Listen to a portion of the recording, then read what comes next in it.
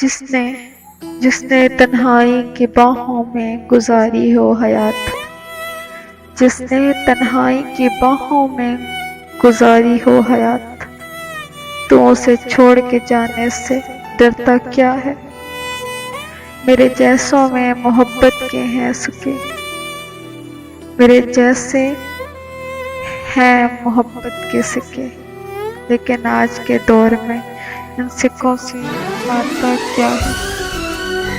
یہ عشق بھی خدا کی حکمت ہے، مجھے لگتا تھا کہ وہ میری محبت ہے۔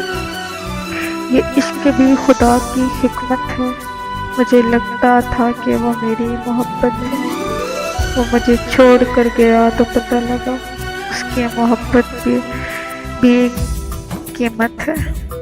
تم خفا ہو گئے تو کوئی خوشی نہ رہے گی، تم خفا ہو گئے تو کوئی خوشی نہ رہے گی، تیرے بنا چراغوں میں روشنی نہ رہے گی۔